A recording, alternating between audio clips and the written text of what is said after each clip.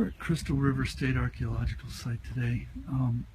This is a pre-Columbian ceremonial mound complex that it contains burial mounds, middens, and temple mounds. This would have been a major hub of Indian activity, and we're talking about the Tocobaga Timucuan Indian, not the Calusa, which we saw last weekend. But all these Indians were mound builders. You're in Florida. There's mosquitoes and everything everywhere. There's no breeze in the summer. So you build a mound and you put your house on top of that mound to get some breeze and get away from the bugs. Of course, you have to toil in the bugs and the heat during during your day, but at night you get away from that. It's the only way to sleep. These are some really cool paintings. This is probably the finest example of extant Indian mounds, and most well preserved. Certainly as well, if not the most well preserved. This is an old canoe dug out of Lake Geneva. This is an excellent, this museum is an excellent example of presentation.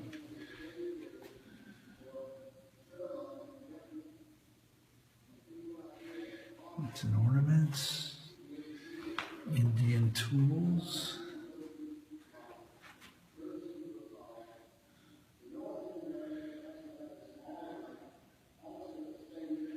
And to show you how old this place is and how long this has been here as far as this museum is concerned, they're calling them Indians. They're not using the politically correct term.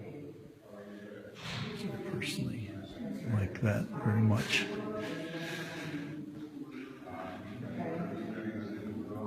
These are potteries, contemporary Middens Island period.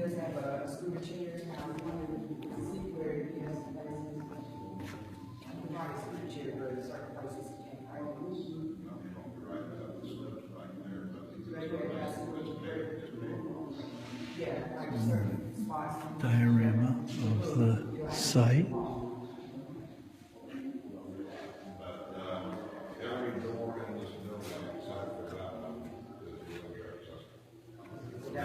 This is an interesting sequence of cultures in the Crystal River area is what they're calling it.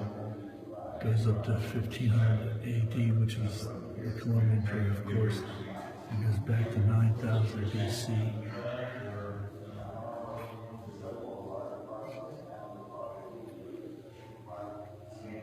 And the Swift Creek Deptford people, the Middens Island people, and the Safety Harbor people, which were all essentially the same people.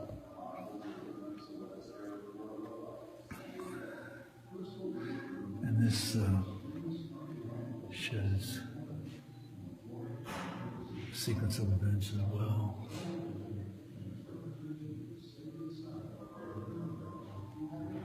What archaeologists estimate. Cultural relationships of Crystal River. And this shows the various trade routes, more or less. They don't show anything coming up the Gulf, but we know now that the Mayans visited, if not this area, they definitely visited the Georgia area. Okay, and here's the various, the Deptford Swift Creek period. They were calling these the Deptford people. And the reasons for it, some of the reasons for it. The Middens Island period, which came next.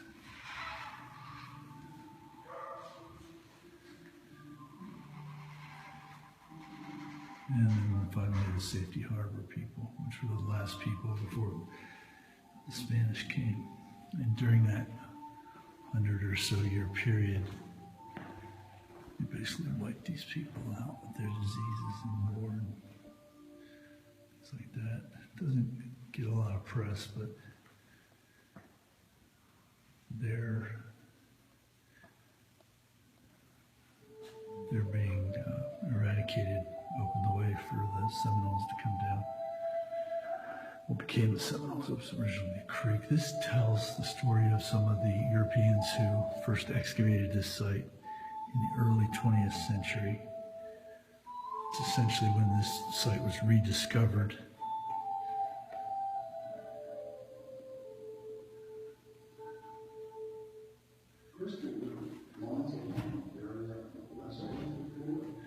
And these guys had a huge hand in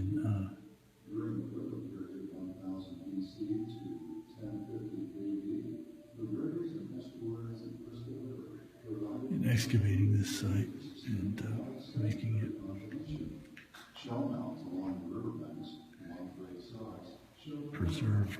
preserving it, helping to preserve it.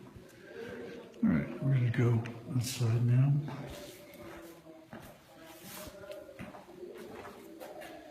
Let's see the actual thing. This is one of the most incredible. We're just going to go the trail. Wow. When I first got here, there was only one car in the parking lot. Now there's people coming like a parade. So we're going to continue on through this.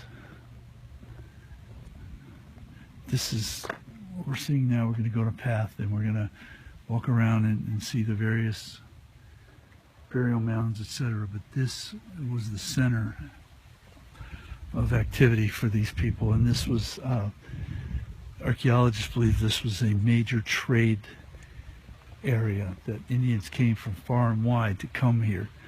So in addition to being a ceremonial area, so it could be that the head witch hunter or witch doctor or whatever would have been here, whatever they called him, the head religious person.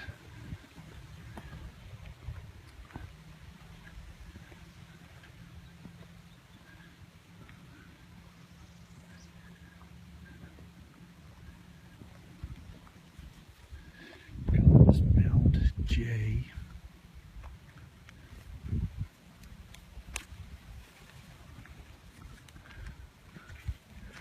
And what makes this unique also is that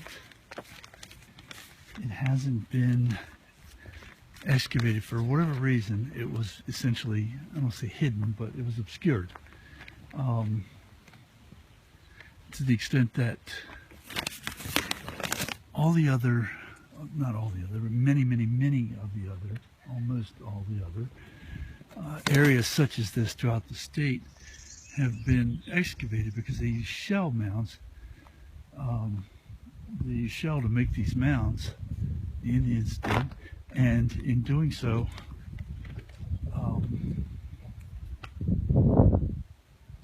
that they created a pile that later people could use. They're calling this Mound K. The Europeans could use to build their roads with, and they did. They just dug a shovel in this thing, filled up a bucket, and carried on down and built a road out of it. So the reason why this hasn't had that happen to it yet is it was obscured.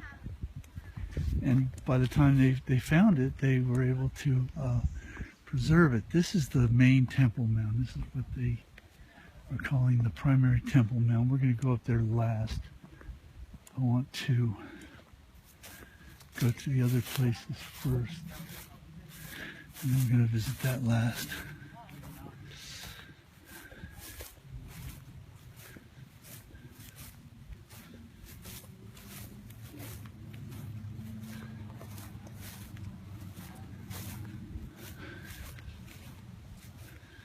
That would take, and that's been dug up. That would have been much more extensive than it is right now.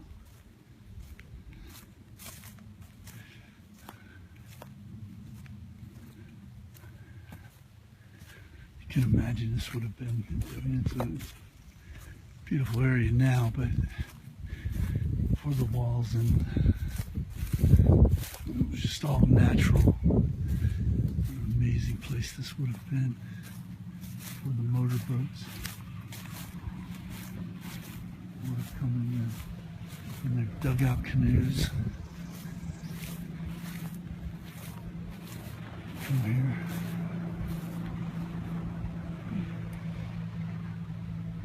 And of course, there would have been lots of people who lived here as well. It would not have just been a visiting site. There's always ongoing excavation at this site, because it is a burial mound as well as a midden. So you would have been buried with your belongings, and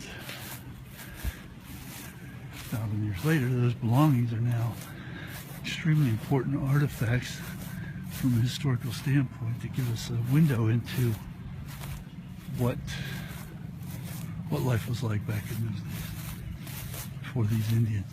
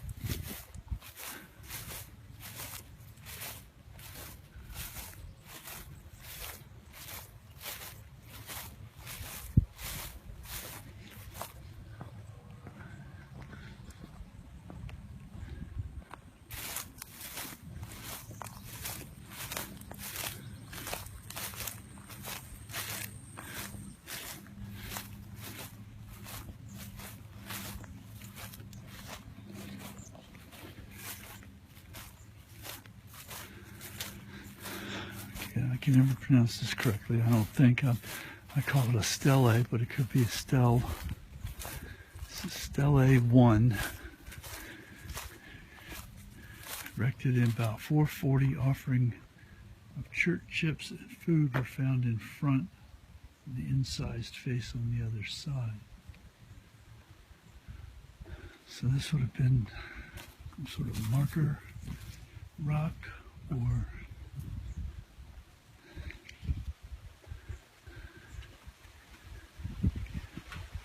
that big ass skink sitting up there. That big ass sucker. Holy cow. You enjoy a little bit of boundary marker, religious symbol, something of that nature.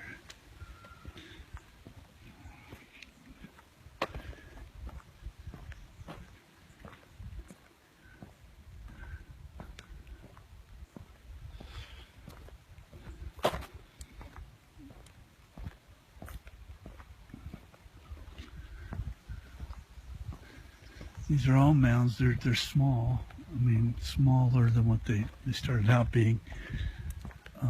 Burial mounds in Middens.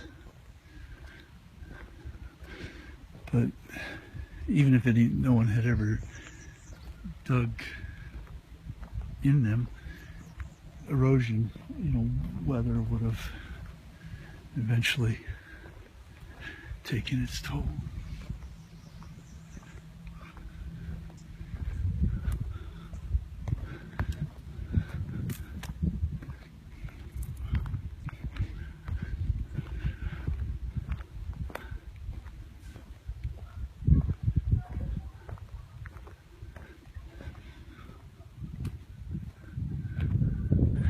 It's incredible.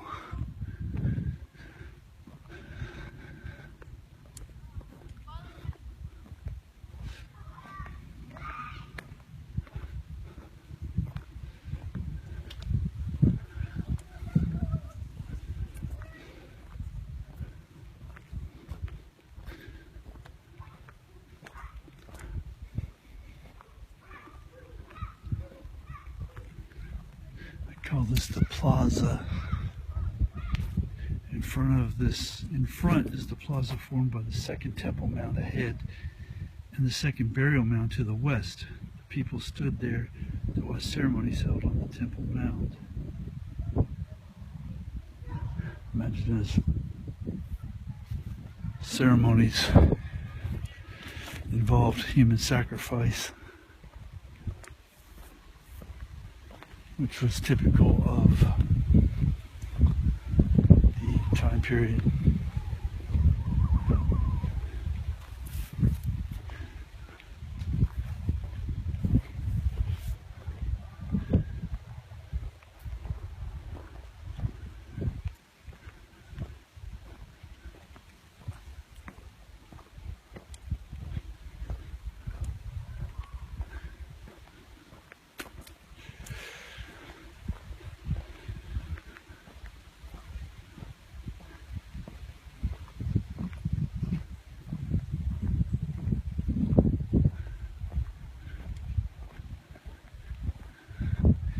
And these are just what we can see, what was found and what lasted. Who knows how many more are spread out further. It's difficult to believe that this would have been all there was when it's suggested by archaeologists that thousands and thousands of people came here.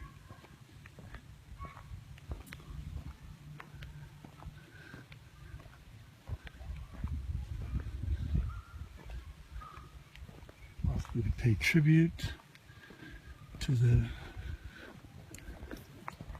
people that were here. They were probably if in fact this was a center.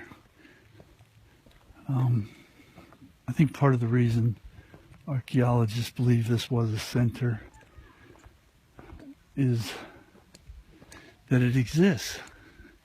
Who knows how many more places like this existed, but were used for road building and fill. Here's a burial mound here.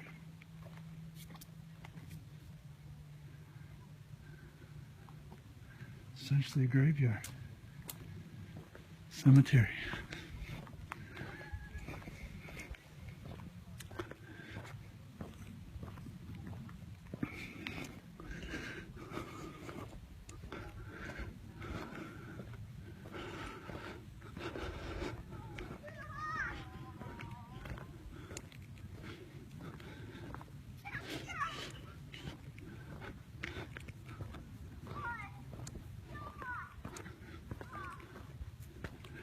All right, so now we're going to go back over to the Temple Mound and finish up there.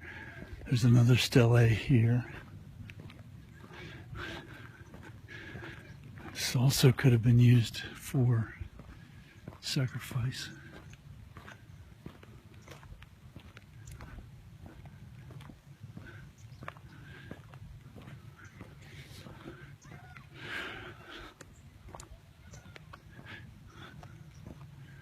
Stele 2.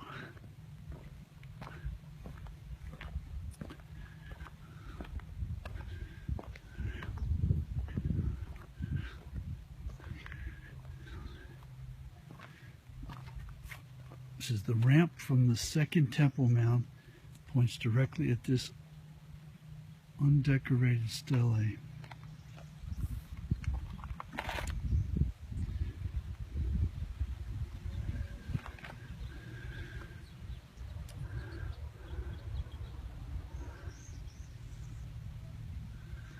That's what they're calling the Temple Mound.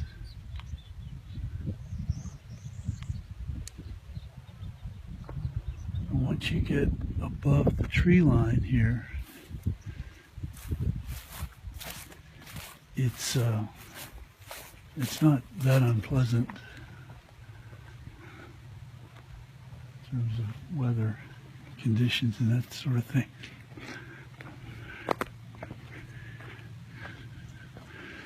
Burial mounds here.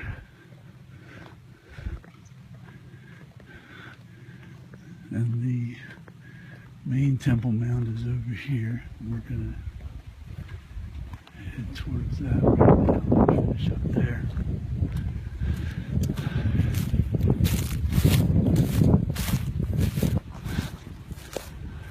There's another big limestone rock. I wonder why they wouldn't have assumed this was stele as well.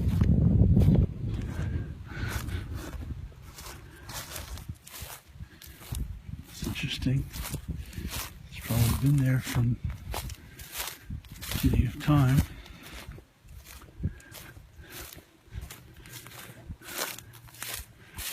So you can see clearly how much bigger this is than all the others have been. And we don't know, nobody's going to know, nobody alive today, why it is so much bigger, and also we can assume why it would be so much bigger, but we don't know that it was so much bigger. We know right now it's bigger, but we don't know if that's the way they had it back then, and the other ones just got destroyed or eroded or whatever. But for our purposes, we're just going to assume that this was the big one.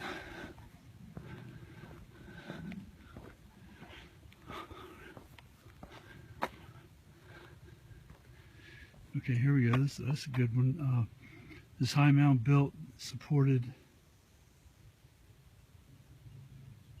a temple, a ramp, and a causeway now destroyed led to Stele 1. So those were some sort of some sort of directional markers.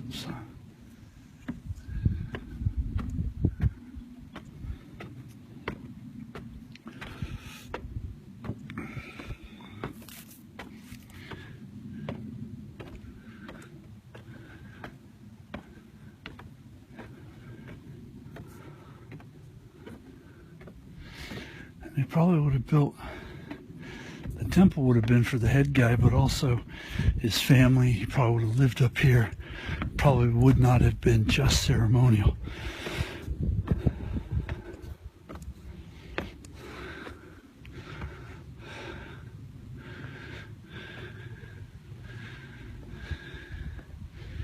And you can bet it would have been a lot wider than this. It would have extended further out.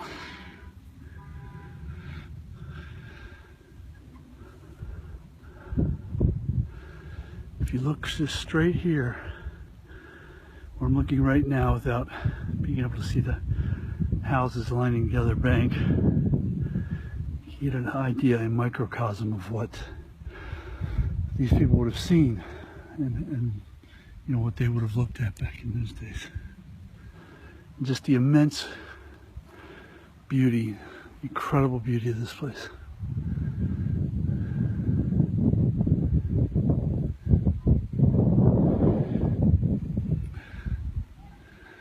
These trees would not have been here, any of these trees.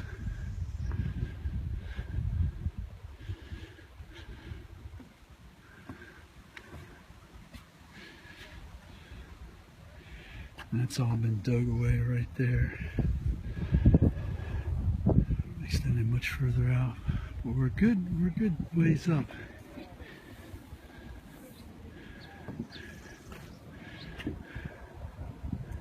You can see here,